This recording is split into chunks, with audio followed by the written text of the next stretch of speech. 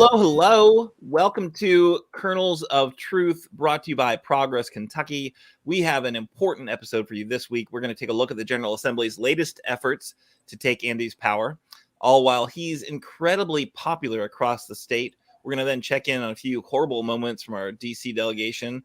Then we're going to talk with Pragya Upreti, Lafayette HS Senior and a leader with the Kentucky Student Voice team, who has been helping head up their opposition to the Teacher Gag Bills in Frankfort. We then close with a critical call to action. So I think it's going to be a good show. We'll see. We'll see what happens. But, we've got plans for a good show. You let us know what you think there in the comments. But before we get into it, are you ready to help turn Kentucky purple? And again, why purple? Why not blue? Because we're the Kernels of Truth, people, and we're going to tell you the truth. And the truth is we are bright red right now. We've got some work to do to get to blue. So let's be realistic, shall we? Let's get to purple first. We know our Commonwealth has a lot to do if we're going to beat back the red wave of bad politics and policy from the GOP supermajority in Frankfort, from their efforts to put Frankfort and Paducah in the same congressional district, to keeping kids from getting pre-K or teachers from getting raises. We are going to need your help. If you want a Commonwealth that works for all of us, join Progress Kentucky. All you need to do is follow us on Facebook or Twitter or Instagram. Although Instagram, I don't know, it's been a little moribund. Maybe we'll check in with Annabelle later about that. Basically, wherever you spend time on social media, except TikTok. We're not on TikTok. I resolved to not do any dancing on the internet. Kimberly might be able to be talked into it, but we are on a lot of the channels, a lot of the platforms. Just make sure to like us, share us, comment on our content, all the things you can do to help us juice the algorithm. Engaging content is important. So if you like what you're hearing, give us a thumbs up, leave us a review, share out the show. How about right now? You watching right now? Give us a thumbs up, give us a like, give us a haha. You think Aaron's kind of funny. I'm not going to like your stuff. Whatever you want to do. Because the more interactions, the more the algorithm thinks, oh, this is good stuff. We should share it with other people. And, Facebook is not the town square. It is it's not a freely open marketplace of ideas. There are algorithms, people. It's like, robots. Dangerous, evil robots. All right, I'm sorry, I got a little far afield. Let's check in, though, because this is not a talking head show on the internet. We are a digital demonstration, and so that means you have to show up with a sign at a demonstration, because you don't want to be the guy that doesn't bring a sign. So who are you? Where are you? What does your protest sign say today? If you're watching, let us know what your sign says in the comments. If we like it, we'll put it on the screen. Mine, I'm Aaron. I'm coming to you from Chilesburg, which is a little community, little subdivision here in Lexington. And my sign says, "We deserve better than the GOP supermajority." And I firmly and truthfully believe that. And I hope that someday we'll get better than the GOP supermajority in Frankfort. Checking in with my one and only co-host, my special co-host, who's here pretty much every week. Although, actually, we did miss her last week. I hope that she was okay. We always miss Kimberly when she's not with us. But she's back this week. So, Kimberly, how are you? Where are you? What's your sign say? I am here in beautiful Louisville, Kentucky, anticipating a lot of ice and snow coming through tonight. They've already called off school here in Jefferson County for tomorrow. But my sign says today, and you're going to wonder why I say this, is because I saw a very, very concerning article. I want to say, government, let's do some research on the metaverse. And the reason why I say that is because a young lady, being in the metaverse for less than 90 seconds, that's less than a minute and a half, was virtually ganged. Yeah, in the metaverse. Virtually. In the metaverse. In the metaverse, virtually, she was banged. and I'm not gonna say the other word because we'll get tagged for it, but I Yeah, think I I gotta know what I'm close the talking door. I got kids running in here. What are we talking about? I am super confused right now. The metaverse. What? I want the government to regulate and to research this metaverse because a young woman went in there in less than a minute and a half. What is She was it? What are we talking virtually, about? The metaverse. I'm sorry. What is the metaverse? you know, Confused. Facebook is no longer Facebook. It is now called Meta. Yes, And there's there is like this virtual world that you can go to and you can buy property. They have concerts in there. It's all virtual and it's called the metaverse.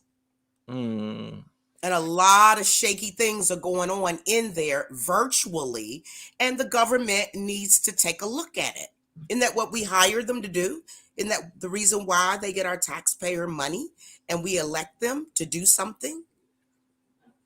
okay. So I'm gonna need to dig in on that story a little bit. But yes, that sounds disturbing. I don't know if I want my tax dollars policing the metaverse. I'll be honest. What? I don't know. This is the first time I'm really thinking about it, so I'm not going to come down with any answer right now. But I am going to say we should probably move on to our stories. I think that's what I totally messed you up with that. I see. blew my mind. The metaverse. Yeah. So I think the first story though is to you, and it's about the real world. Well, it's Yes. about political polls, so that's probably Yes, not the the real real world. world. Thank you, Aaron. Let's talk a minute about our wonderful governor. I'm so proud of him. And I think he is above and beyond what the expectation is of a good governor. And Governor Andy Beshear, time and time again, lets us know that he cares about his constituency, which is the entire state of Kentucky. And I have some numbers actually that I can read off to you because this is also about Rand Paul. Right now, people are saying that it looks very, very good for Rand Paul, but we have the power to change it. And so you got 6 people that are undecided. 55% of the people are saying that they would right now vote for Rand Paul, and 39% of the people say that they will vote for Charles Booker. So we've got to raise that 39% so it can topple Rand Paul so that it can be a smooth and seamless election coming up. So some of the things that I would like to tell you about that is so remarkable when it concerns our our governor, Andy Beshear. And some of the things that I would like to tell you is that this was coming from a Mason-Dixon polling and strategy, and 60% of the people polled statewide approved of the job that the governor has been doing, which is up 5% from a similar poll that was last year in February. Remember, we were really in the midst of the pandemic. So the governor's disapproval rating has lowered to 32% from 36% in that same time frame. And so there are some that are a little unsure about his performance, moving down to 8% from 9%. And so regionally, Beshear polled the best in Louisville Metro, which is Jefferson County, with a 69% approval rating and 22% disapproving of his performance, while 9% are undecided. So he polled the lowest in Western Kentucky for whatever reason, but we're going to say that in Western Kentucky, in terms of age, 57% of the people under 50 approved of the governor's performance, while 34% disapproved. So Beshear is pretty much on target. He's doing better than, I also researched this, he's doing way better than Matt Bevin was doing at this same exact time. And the previous governor did not have to contend with all of the important life-changing issues that our governor had to step in and do. And then also let's remember he's had to also take care of a lot of the things that Matt Bevin left on the table that would take an immense amount of time. But our governor knows how to get a team together. He's very smart, and he knows exactly what he's doing. So let's go on now to the U.S. Senate race. The polls suggest an early position for the incumbent that's going to be very favorable. The race seems like, at least at this stage, that it will eventually pit the Republican incumbent, Senator Rand Paul, against Democratic challenger Charles Booker in a general election. So they're asking, the Mason-Dixon poll is asking people right now, hypothetically, if the election was held today, who would your vote go to? So statewide, as I said before, 39% said Booker, 55% Rand Paul, and 6% were undecided. So the highest was also in Louisville Metro with 51%.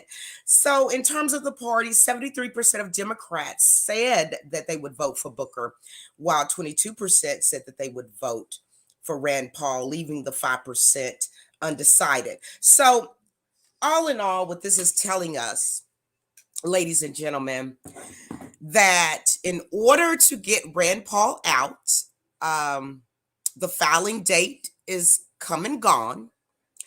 And our person, we have a couple of people running in the Democratic ticket for Rand Paul's seat. However, the top choice of Kentuckians at this point is showing you by 39% that it is Charles Booker, a former state representative of District 43.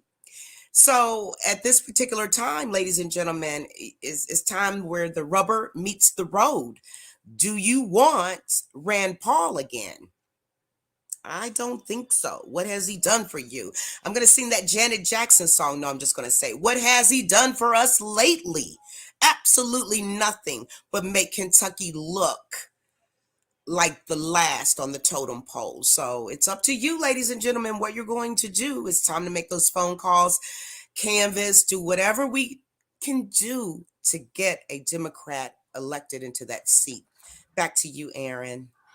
Thank you, Kimberly. Yeah, so really important poll. Good to see some initial early information. It is super early, so I wouldn't put much stock in the Rand Paul v. Charles Booker numbers because it's just, I don't think most folks know that Rand Paul is up for re-election this year. Like, it's a lot of people are just not really paying attention right now.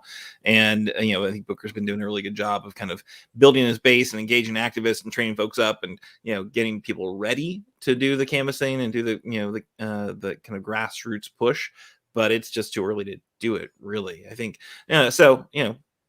he's got his work cut out for him. I think most people, when he threw his hat in the ring, thought this would be a tough race, and those numbers show, it starts pretty tough. But really great to see that Andy's, kind of all of us together approach, the Team Kentucky approach, is clearly working. People like him. People think he's doing a good job, and that 60% number is wonderful. Hopefully that sticks around.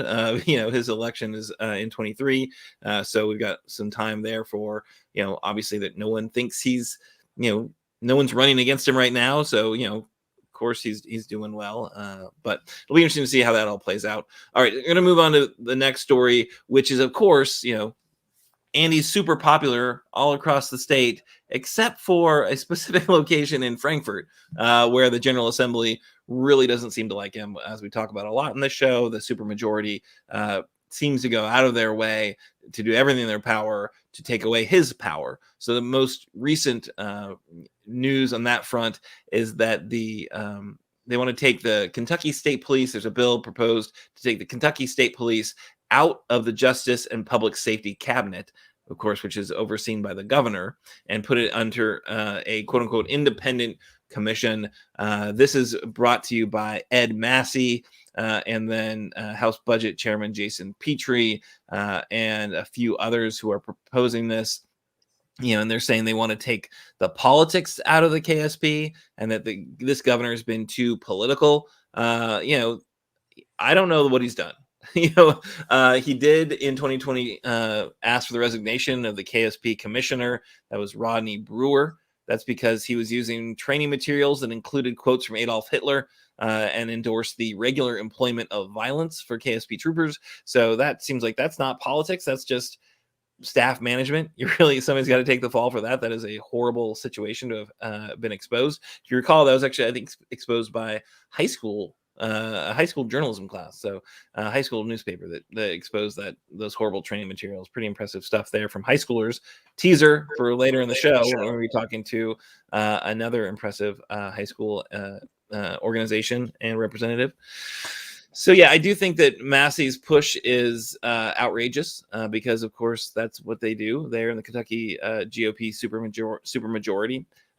His one point to say, look, it's been too political over there, is that the KSP went to churches that were attending in-person services despite in-person events being banned during the kind of early throes of the pandemic. So he's saying that, yeah, there's, the KSP shouldn't actually enforce the law, I guess is one thing, which is a little bit outrageous. So, I think this is one more example of the GOP looking for opportunities to take away the governor's power. I think it's a bad idea. I think the actual, the commission that they propose doesn't, has been flagged by the ACLU because it doesn't have any kind of general public representative. It's just state attorneys general. It's the commissioner of the Department of Criminal Justice training at Eastern Kentucky University, director of the Southern Police Institute at University of Louisiana, or Louisville rather, the dean of the College of Justice and Safety at Eastern Kentucky University, 5 members appointed by the governor, but would be required to be 2 retired state troopers, 1 police chief from a list of 3 names submitted by the Kentucky Association of Chiefs of Police, a sheriff from a list of 3 names submitted by the Kentucky Sheriff's Association, a Commonwealth attorney from a list of 3 names submitted by the Kentucky Commonwealth Attorney Association. So, it's not, I don't know that it's a horrible way to make up a commission, but again, I don't think that this is a situation that needs a new commission. I think that, the cabinet, the public safety and justice cabinet is doing a fine job, and it doesn't make a lot of sense to me kind of I don't think it's broke, why fix it, so that's my take on it. It's a story to watch, though, because obviously if the GOP supermajority decides this is a priority bill, and the fact that they've got some committee chairman behind it means that it could very well means they could pass it quickly. That means they could overrule a veto, which would presumably show up from the governor, and it means that could be law very quickly. So that's unfortunate, and we'll definitely need to watch it. All right, so Kimberly, any thoughts about that story? They're constantly trying to take power away from the governor, which we elected him. The majority of Kentuckians elected him knowing that he would have these powers, trusting that he would know how to use these powers. So he has not done anything egregious where we have to start doing this seek and find. And now with the KSP, the KSP previously has been in a lot of trouble for their training material, and our governor called them out on it. They had very biased, prejudicial trainings, and our governor said something about it. So is this what it's really about, Aaron?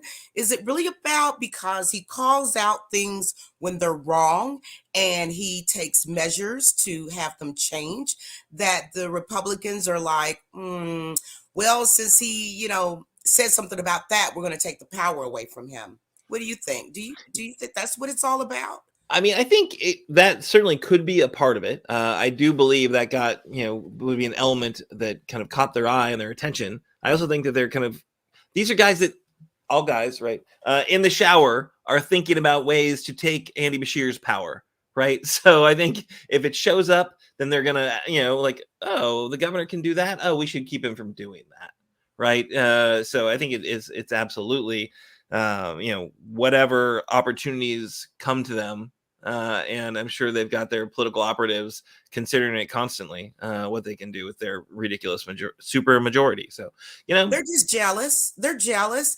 Look at our governor. Look at our governor. He was voted one of the most handsomest politicians in America. Look at his wife. Look at his kids. He's raising his kids right. He's a deacon in his church. Like, why do you want to mess with someone like that? He is the future of this country. And I think they're upset. They're jealous. Jealous. I think they are jealous. Also, as you pointed out earlier, we all as a state voted for Andy. We as a state did not vote for Ed Massey to be a troublemaker and make the governor's life harder. That's not a thing that we did. It was just some folks in his district who decided, because, hey, he's a Republican, we should probably vote for him, because that's what we do here in Kentucky. Except when the Republican option is so bad, the former governor, that they're like, nope, can't do Bevan again. He's been so bad, we cannot do Bevan again. We're going to give this kid a shot. And Bashir's, I think, done a great job. Obviously, the numbers show people like what he's doing, except for people in Frankfort. All right, so let's move on to the next story, because I'm really interested to hear you describe this one, Kimberly. Oh, you're talking about the start to Black History Month? Yes. Hi, everybody, and happy Black History Month. And as we go into Black History Month, there has been an assault on historically Black universities all around this country, including one of our own, which is Kentucky State University, right there in Frankfort. These bomb threats. Why are we getting bomb threats all across the country, including our own? So in Frankfort, law enforcement officials have completed an investigation of a bomb threat at Kentucky State University early yesterday morning. The university police, along with the local and state law enforcement agencies, searched all of the campus facilities and have issued an all clear. However, the shelter in place is lifted and it is now safe to return to campus. Now, according to a news release from the university, virtual classes are authorized for the rest of the day. Yesterday it was, and they're saying that employees should report to work. But the residential students are still really concerned. Dining facilities and all the normal operations and classes resumed this morning. But when the bomb threat was issued right before 6 a.m., K-State went under lockdown until around 8 a.m. on Tuesday morning. So right now, the Associated Press is saying that at least 6 historically Black universities responded to bomb threats the day prior. Officials reported threats on Monday at Albany State University in Georgia, Howard University in Washington, D.C., and I just want to put a little nugget in there. That is the university that my daughter graduated from, and also our first vice president, Kamala Harris. So also Bowie State University in Maryland, Southern University, and A&M College in Louisiana, Bethune-Cookman University in Florida, and Delaware State University. All historically Black universities. So, of course, the FBI is on this. They are aware of the series of the bomb threats around the country and are working with local and state law enforcement with all of these universities being targeted. So, also this Monday, Kentucky State Police arrested an 18-year-old in connection with multiple bomb threats at Franklin County public schools. So I just don't know exactly, Aaron, what is going on here. It is so much violence and hatred. Can we all just get along like Rodney King said? I mean, why would somebody or somebody's possibly want to make bomb threats? And because they were all so consistent at the same time, that we know it was an orchestrated plan. And believe me, the FBI, they're very, very good. They will find out and somebody will speak. They always do. And these perpetrators will be caught. So were these hate crimes, or we're just going to do it for stuff and giggles? What's the deal with this? And targeting our own HBCU here in Kentucky. I think it's absolutely outrageous. I think it goes to show why, Black History Month remains important and relevant. The racism that's, just rampant in our nation. The fact that there was this coordinated effort to call in bomb threats all across these HBCUs to start, that it was because it was Black History Month. That's why they were doing it. And it is, absolutely just disgusting. That's where we are in this great nation right now, is that there is rampant racism. And anyone who says we shouldn't teach kids about our history of racism in this country because it makes their parents uncomfortable, thank you for demonstrating why CRT is important. Thank you for demonstrating why we shouldn't be imposing teacher gag laws, because people need to learn more about what's wrong with this country so that we can fix it and acknowledge it and make it better. And that's the promise of America, right? It's not this kind maybe it shouldn't be called CRT. I believe it's just history. Absolutely. Yeah. Just I mean, point blank, it's history. Accurate history. And everybody knows that this country would not be what it is today, built brilliancy, intelligence, ingenuity, and on and on and on. I know for a fact that my ancestors had a lot to do with that. This country was built on the backs of Black folks. So it should just be called history. And maybe we need to figure out how Germany teaches their students about the Holocaust. Well, and maybe we might, because of what happened with Whoopi, maybe all of us need to be educated more about the Holocaust as well. Well, that is, that's not a story that we're going to discuss because it doesn't have a specific tie into Kentucky. But our neighbor to the south, Tennessee, they've banned, a school district has banned Mouse, the graphic novel about the Holocaust, which is Art Spiegelman's family story, but is drawn in a graphic novel. And mice are the Jews, and cats are the Nazis, and German people. And it was outlawed because it had son of a bitch, just some really these are 8th graders. I'm sorry, they've got phones, they know all these words this. It's such a they're saying all these words, believe me. Yeah, it's I've read that book. It's excellent. It's an excellent read for anybody. Absolutely. And I encourage, if people have not read that book, to read it. It will open your eyes very wide. Sure.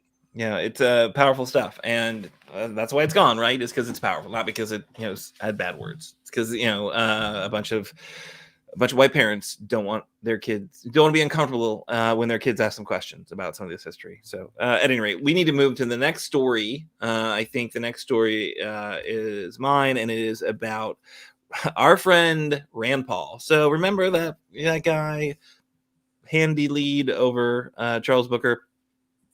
He thinks that right now, the kind of federal agency, he probably thinks it's Fauci directly, are actually trying to kill conservatives, right? In this current, pandemic that we're living through.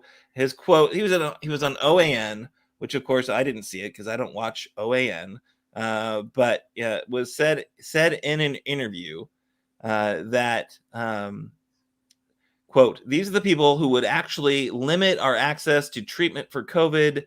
They are right now, as we speak, limiting monoclonal antibodies being sent to Florida because too many quote unquote deplorables, too many Republicans, too many conservatives are getting sick. And so their way to punish us is by not sending treatment. And I think it's abominable. And I think it's brought out the worst in people." Well, he's close to the truth a couple times there, right? So too many Republicans are getting sick. Of course they are. Do you know why, Andy? Rand, they're getting sick. It's because people like you blast vaccines, blast public health protections like masks.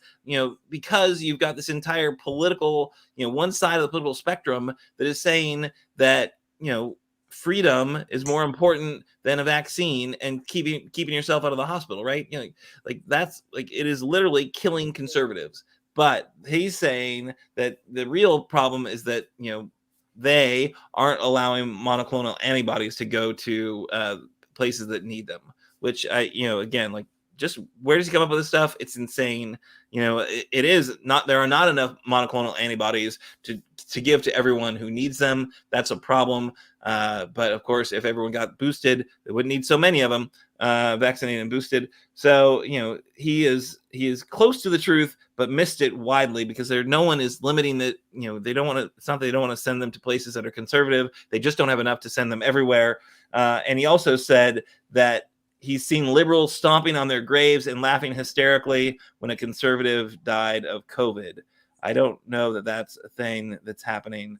I really don't celebrate when anyone dies. I will say this: if right-wing leaders were more consistently supportive of vaccines and boosters, there would be far less conservative people dying, and that is a tragedy. That is not something to celebrate. That is something to bemoan. That is something to to wish to fix. And we hope that everyone out there gets boosted, tells their conservative relatives to get vaccinated and boosted, because that's how you stay out of the hospital. If you look at what's going on right now in Kentucky, there are over 100 people on ventilators. None of them have been vaccinated and boosted. Ta-da! So yeah, it's not about control. It's about saving your life, people. So do the right thing. Anyway, that's our friend Rand Paul. Any thoughts on that one, or do you want to move to your next story? I just want to say that's y'all's friend. Okay. With friends like that, you don't need enemies. Okay. I'm just going to be like this. If you're not for me, then you are against me. So I know that Rand Paul is against us because I have not seen anything. I want our elected officials to thrive. Okay. I want them to do good. I don't care what party they are. I want them to do well. So I went and researched and tried to find something really, really good that Rand Paul has done for all of us in Kentucky, and I can't seem to find anything. So he's somebody else's friend, but he is no friend of mine, right? So I'll move right on into the next story. Oh, one thing really quickly. Sorry. So that story comes to us from Joe Girth. Joe Girth of the Louisville paper wrote a great column calling out Rand Paul and how irresponsible that language is. Of course, if Joe Girth hadn't written about it, I would have known about it. I'm not watching OAN, and that's what Rand Paul knows, right? He's talking to a specific set of listeners that will hear that stuff and celebrate it, right?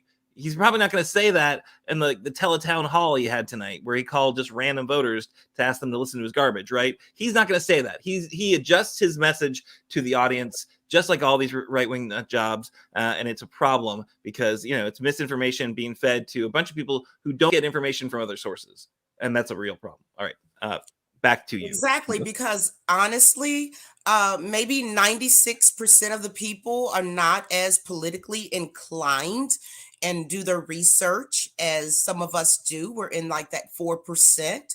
So we have to inform our communities and let them know what's really, really going on in our politics in our state. But moving along, there was a study by Amerisleep, and they take into account many, many things such as economic standings, depression, mental illnesses, race, all of these things they take into consideration. And so, would you believe that Kentucky is number one in the country for being and having the most unhappy people? Yes, ladies and gentlemen, we were number one. We are supposedly, quote unquote, the most unhappy individuals. I've got something to say about that. And this is just Kimberly's opinion. But when you have leaders such as Mitch McConnell, Rand Paul, we used to have Matt Bevin, and so many of the state reps and senators and what they're doing to us, can you all see why we might be a little unhappy, but I want everybody to lift their spirits up because we do have a great governor and life is going to get better for Kentucky. Just hold on. Help is coming, but we also need your help as well. So I'm not going to just stand on we are the most unhappy, depressed individuals, with North Dakota being the happiest state because they don't have anything going on there like Kentucky. But collectively, as a community, as Kentuckians, no matter of race, creed, sexual orientation, religion, or anything else, we are all connected and we can be happy again. So that's all I got to say about it. I'm not going to obsess over that, that I'm unhappy, that I'm depressed, that Mitch McConnell and Rand Paul are up there, but I'm going to stay optimistic, and I suggest that everyone else does the same as well. Back to you, Aaron. Awesome. Thank you. Kimberly, you make me happy, just so you know. And, when I do the show, I'm a little happier because I get to hang out with you, which is pretty awesome. So, Oh, all right. So we're going to get to our interview with Pragya Upreti. Really excited about it. I did want to say we had a story we were going to do because I always like to point out when Thomas Massey, Congressman Thomas Massey from Northern Kentucky, does something ridiculous and horrible. I know he does it because he does those things because he wants the attention. We just don't have time to get into it right now. If you look at our Twitter feed, you can see what Massey's up to, or just Google it right now. And it involves neo-Nazis and pedophiles, just so you know. So there's the teaser there. But we're going to move on because we're a little bit behind schedule now with our interview. So Pragya Upreti is a senior at Lafayette High School and project lead for Kentucky Student Voice Team's Race, Ethnicity, and School Climate Research Study. More recently, delivered remarks on behalf of the Kentucky Student Voice Team at the Capitol in opposition to the Teacher Gag Bills. So Pragya, welcome. Thank you so much for joining us. Thank you for having me. So tell us a little bit about what Kentucky Student Voice Team is. Yeah, so the Kentucky Student Voice Team is an entirely youth-led organization, mobilizing students from across the state, around over 100 students right now, typically middle to high school. And a lot of our work just surrounds what we call education justice.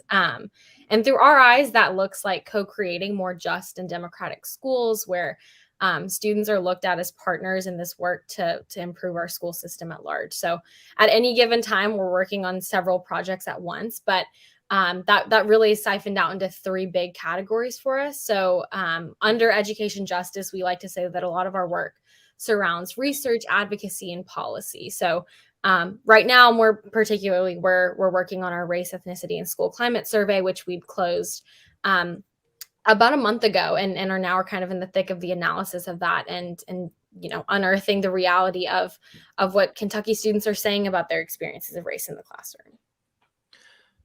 Okay, wait, what? So you're a high school senior. You are now helping lead this organization, which is doing a survey of student climates or school climates on race and ethnicity. How'd you get into doing that? How'd you learn to do that? And how can other students learn to do this type of work as well? Yeah. So one of the things that I think is at the core of the work that we do is that we like to be as transparent as possible with how young folks can get involved with us. Every member of our team is self-selected, so there's no application process. There's not a specific time of the year when you can join our team.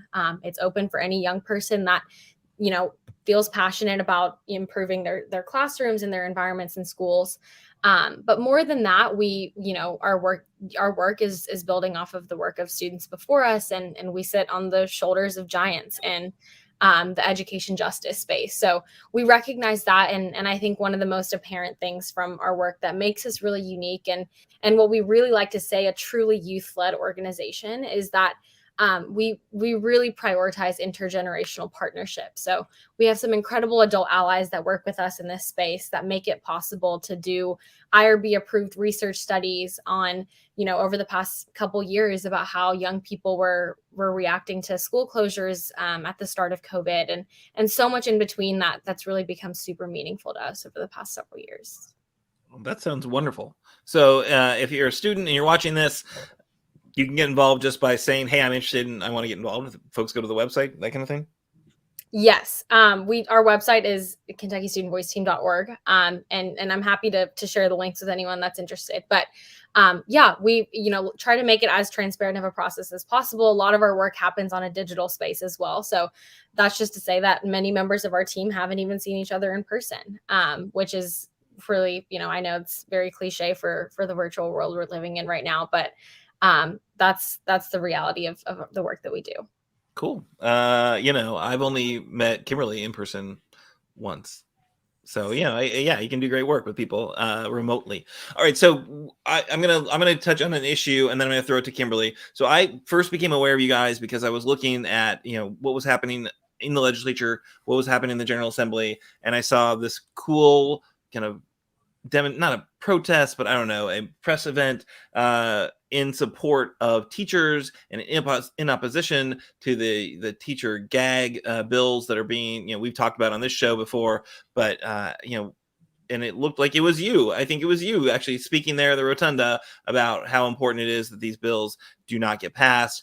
Tell me a little bit about that work and why you guys are concerned about what's going on right now with those pieces of legislation.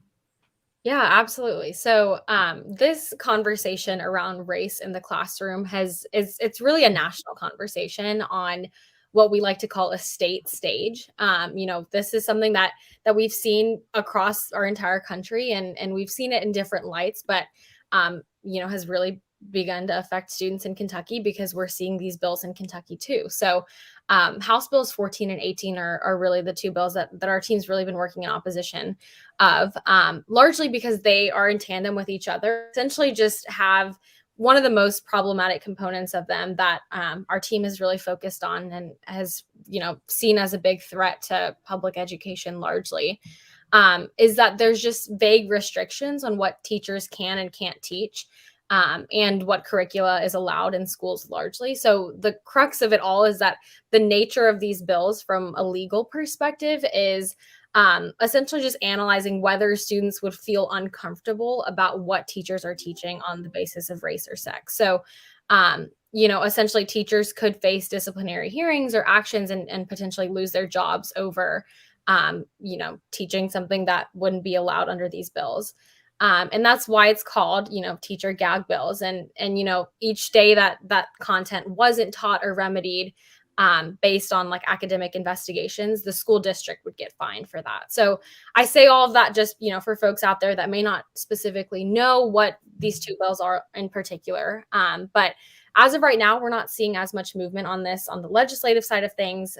Not entirely sure of what a timeline looks like, but that's just to say that grassroots organizations like the Kentucky Student Voice Team are not stopping. Our work strictly relies on the young people like us that feel passionate about improving our school systems. And, regardless of what legislative timelines look like that are often tied up with jargon that most of us don't even understand, it won't stop us. So, teacher unions and groups like ours make up so much of the voice in public ed and education policy in our state.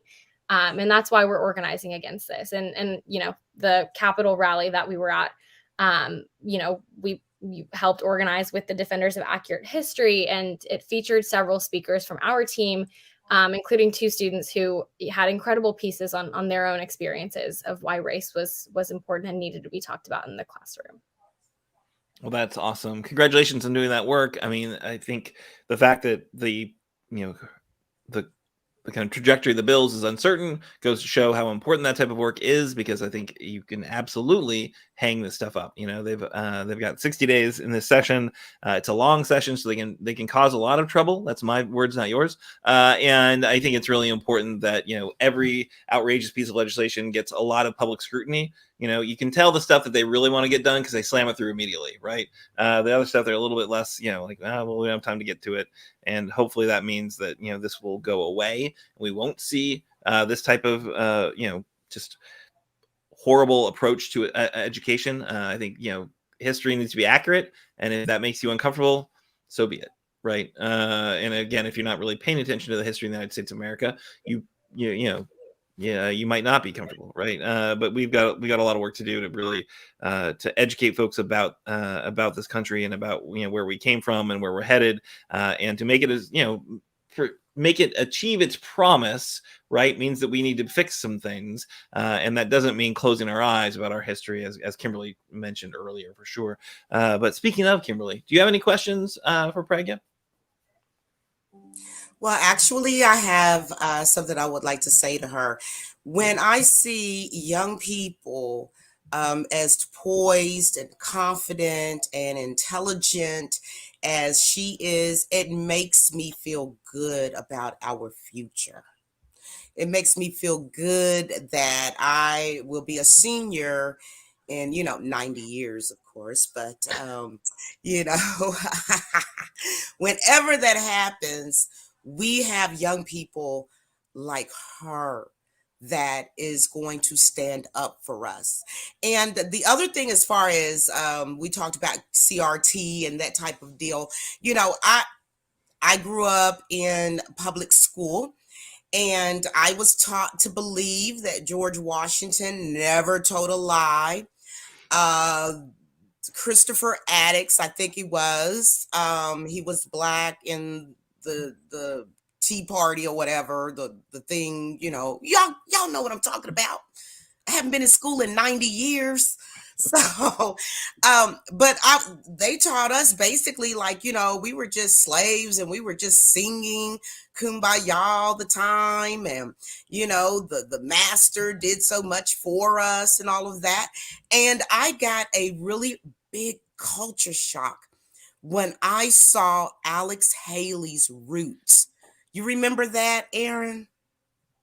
The I do. first one, not the other one, but the first one where we learned about Kunta Kinte and so many others. And it was like, what? My mom let me stay up late every night to look at it. I think in schools, they need to show that. Absolutely. If they showed Roots, you really don't have to teach too much else. Roots kind of told the whole story. What do you I'm with think? you. Yeah. No, I mean, I wouldn't say it's the only thing, but I think it's a good thing for sure. Yeah. Do you have a question about, because I concur with you completely about the sense that, all right, maybe the future isn't so bleak when we've got amazing students stepping up, stepping in, leading, doing the research, helping to advocate for their positions. That's great to see, Pragya, and I appreciate what you're doing, because I know that you've also got homework. Although probably not tomorrow, because tomorrow's an NTI day, and I'm gonna just say it on the record. I've watched my daughter on her NTI days, and I think it's kind of a joke. I don't think there's a lot. I mean, maybe it varies from teacher to teacher, but it seems like what my daughter's teachers are getting her for NTI days does not take a lot of her time.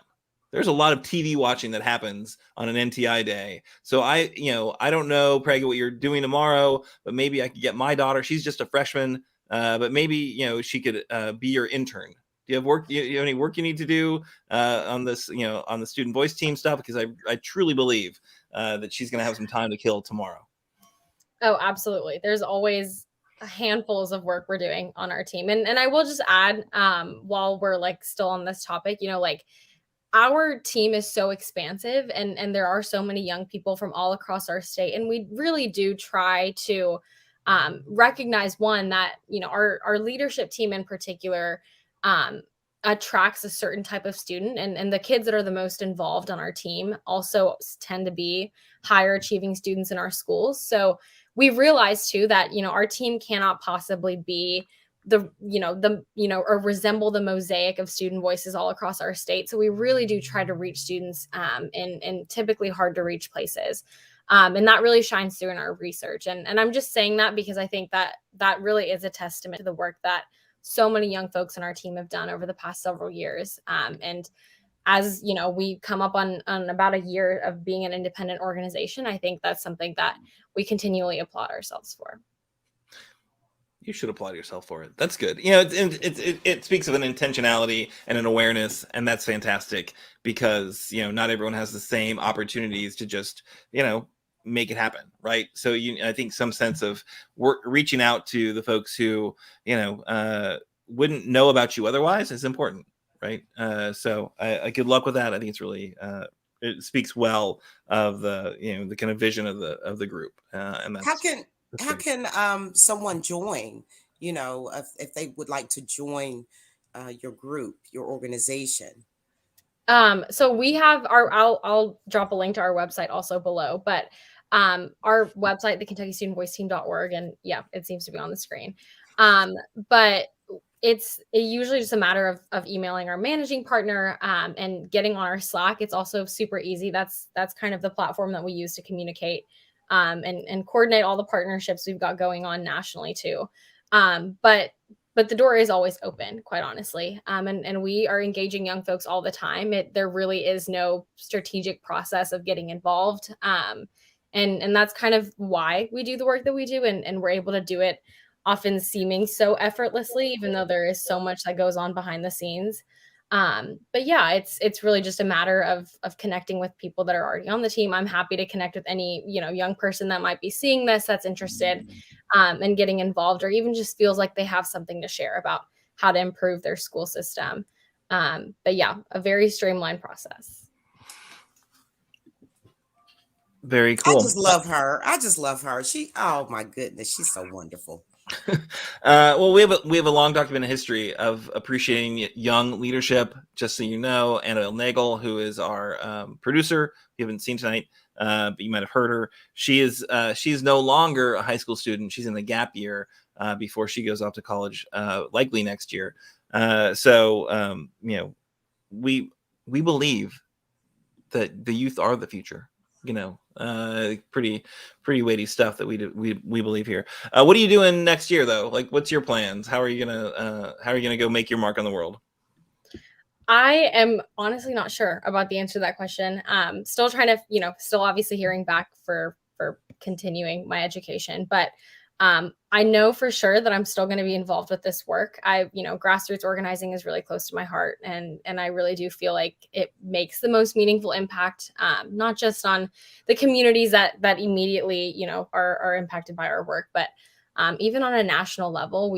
The partnerships that our team has been able to create with so many other young, youth-led organizations across the country that are doing so much similar work it's so meaningful. And I just, I really take pride in the fact that there are so many young people doing this work on the daily that sometimes don't always get the credit that we deserve for even just like having to hop on Zoom calls after a long day of school. And, for me coming back from like practice after 2 hours in the evening, like it takes a lot, but it's so meaningful. And we really do feel its value when it comes to spaces like this where we're able to share our work with the world through some of the most meaningful projects that we've been able to overtake, especially during times like right now where COVID seems to be the backdrop for a lot of other issues that our school systems have seen be exacerbated over the past year and a half, particularly related to race. And I guess I will just say too that, we're in the thick of the analysis process on our rescue survey, which is our race, ethnicity, and school climate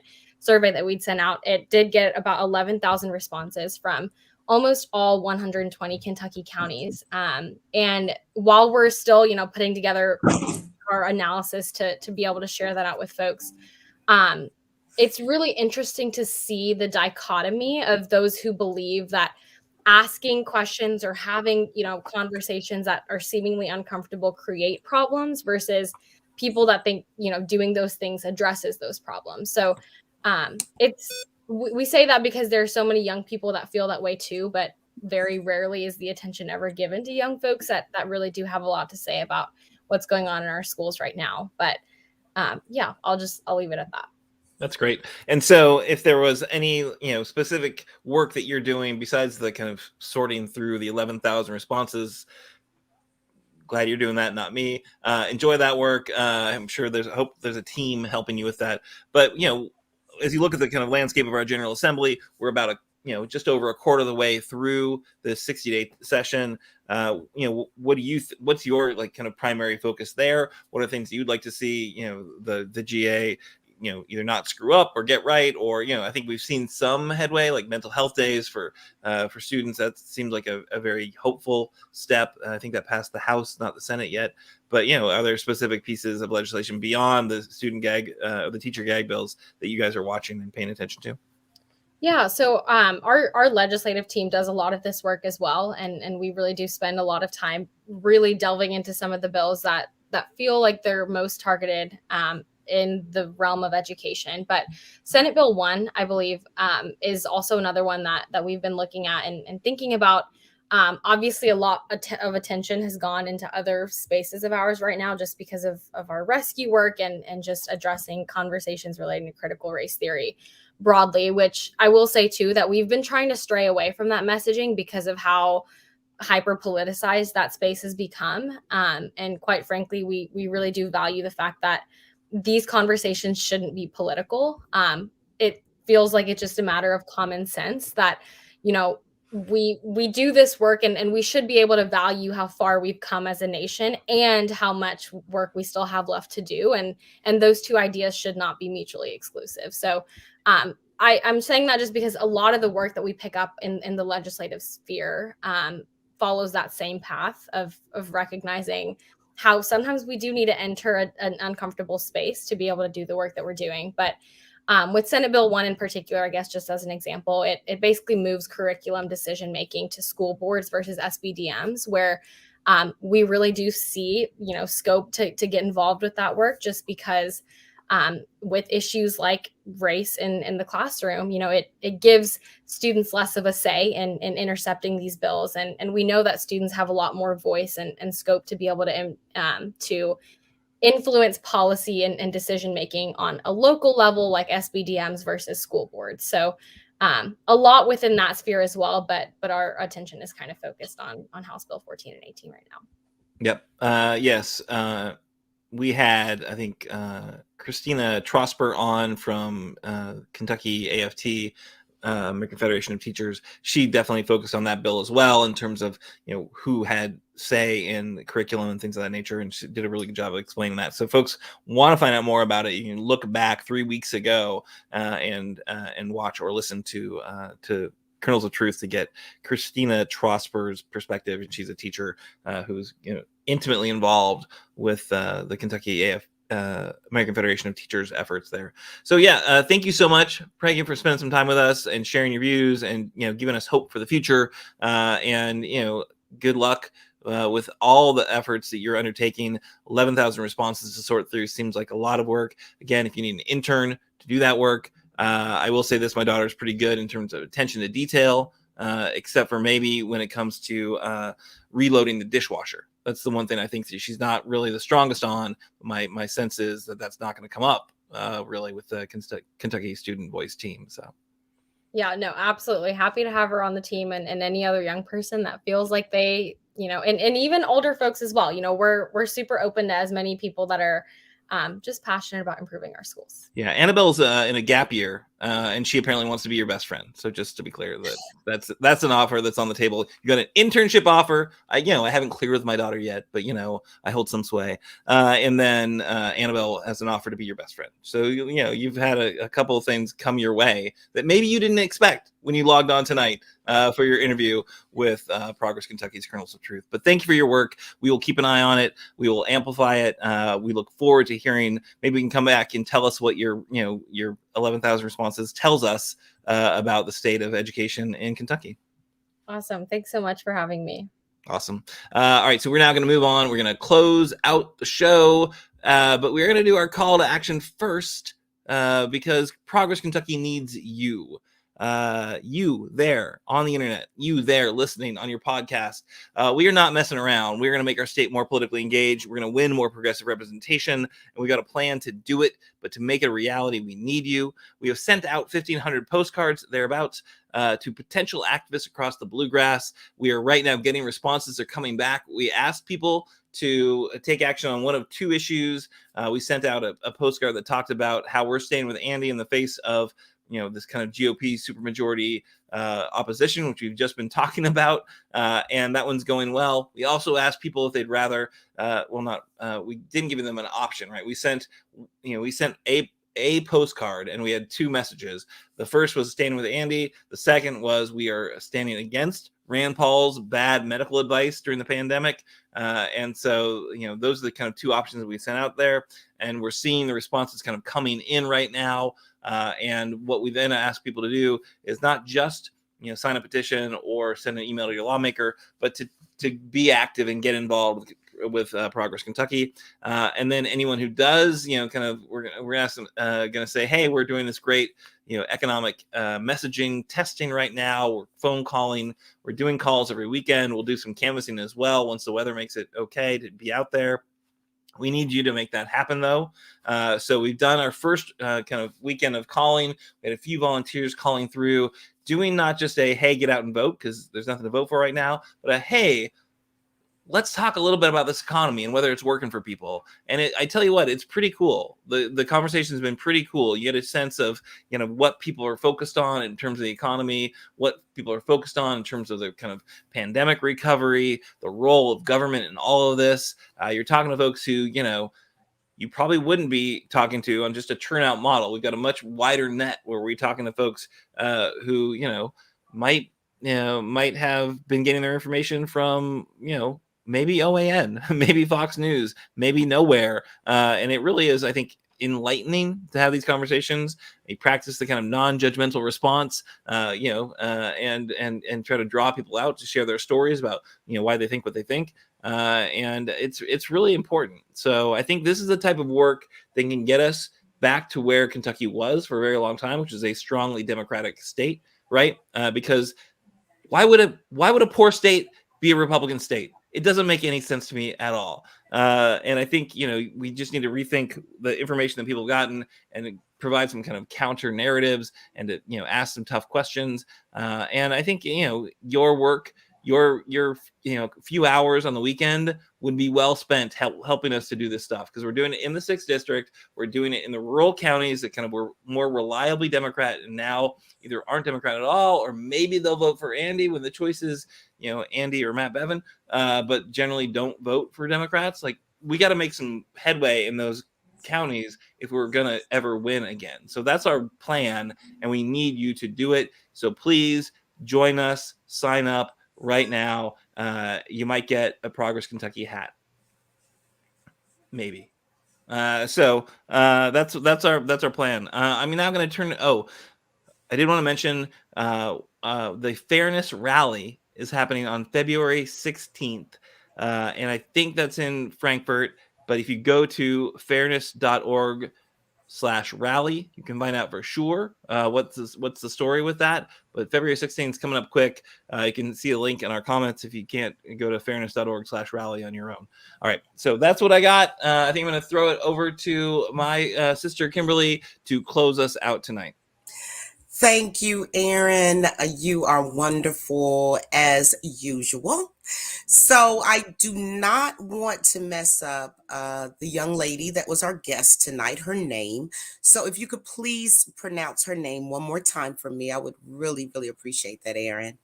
Why am I on the spot? So I will. Pragya Upreti, senior at Lafayette High School, project lead for Kentucky Student Voice team, and really pretty impressive young lady. Very, very impressive. I mean, Annabelle has given me hope, and now this young lady has given me hope as well. So I just want to say thank you to our fabulous guest. Thank you to Aaron, because he is one of the best hosts on this side of the Mississippi.